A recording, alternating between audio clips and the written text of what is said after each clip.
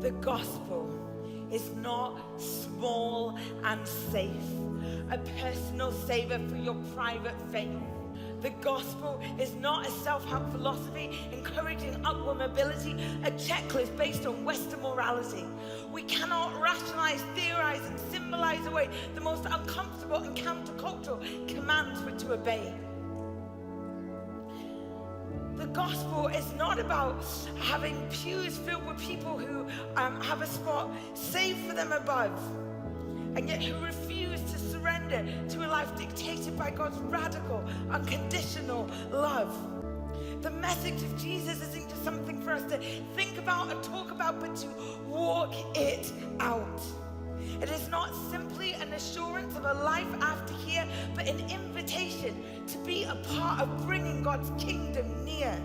The gospel is not about producing warm, fuzzy feelings for Christians on Sunday, but transformation of society, where light consuming darkness in every corner of human existence is simply reality, where we allow the piercing, exposing, uncompromising truth of Jesus to set us free, trusting fully that for the pain and brokenness in this world, Jesus is the only remedy. Our response to the gospel cannot be based on our own need for personal significance, a conditional yes with expectation of success, but a yes to Jesus and Him alone, a yes that is willing to say no and let go of every other program and ideology that you own.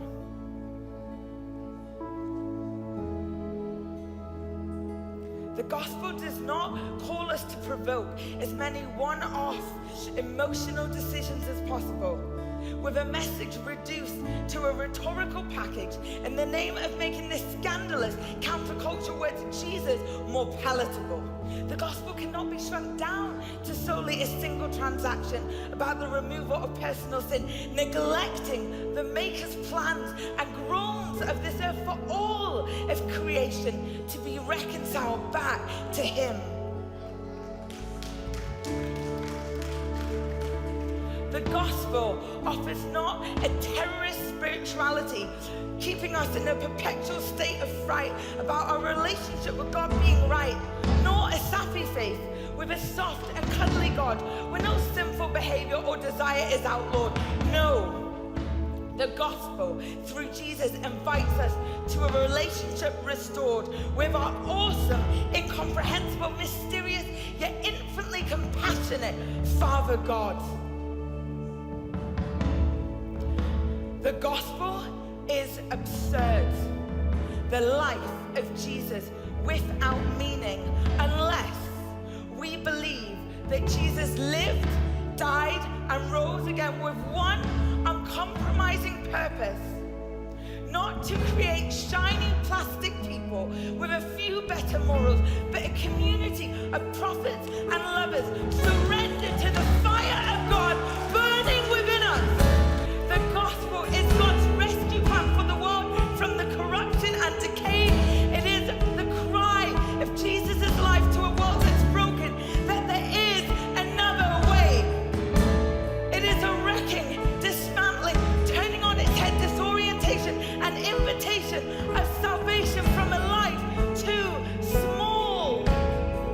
It is Christ in the flesh and God in our soul. The gospel is not even centered on our personal need for sin, for the center of the gospel has always been His. The gospel is Jesus, the most real fact about us, the power and Spirit of God dwelling in us.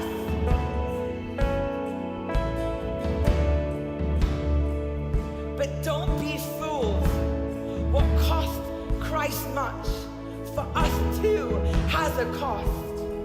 But in light of the gospel of Jesus, there is no loss.